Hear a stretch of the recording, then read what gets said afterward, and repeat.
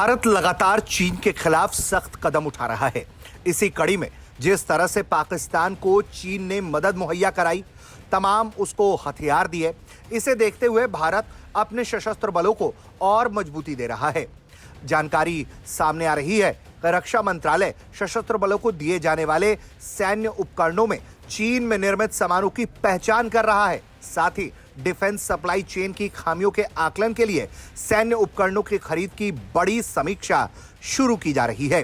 मंत्रालय की तरफ से पहले ही किसी भी सैन्य उपकरण और हार्डवेयर में किसी तरह के चीनी सामान के इस्तेमाल को लेकर सख्त दिशा निर्देश और नियम बनाए गए हैं।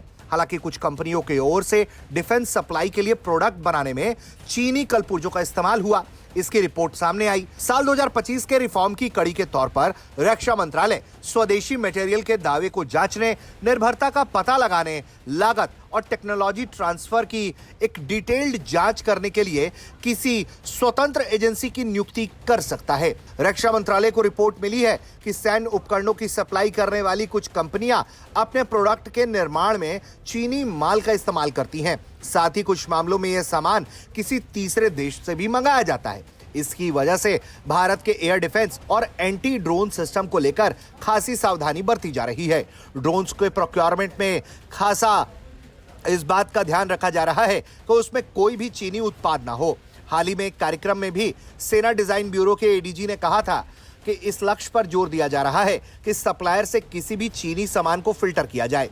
सुरक्षा कमजोरियों को रोकने के लिए विदेशी निर्भरता, विशेष रूप से चीनी सामानों पर निर्भरता को खत्म करने के लिए रक्षा मंत्रालय बहुत फोकस तरीके से काम कर रहा है।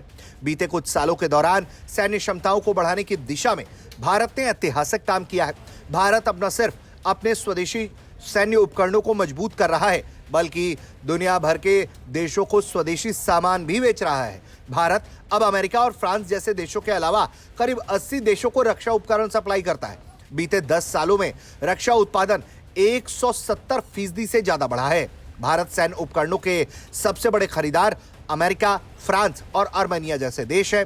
साल 2004 से 2014 के बीच डिफेंस एक्सपोर्ट 4,312 करोड़ का था, जो 2014 से 2024 के बीच 88,319 करोड़ का हो गया। विदेशों से हथियार खरीदने की बजाय भारत अब अमेरिका जैसे बड़े हथियार एक्सपोर्टर्स को भी अपना सामान बेच रहा है। और इन सब के बीच भारत इस बात पर भी पुरजोर फोकस किए हुए है कहीं से भी उसके किसी सैन्य उपकरण में चीनी सामान ना हो। ब्यूरो रिपोर्ट, भारत तक।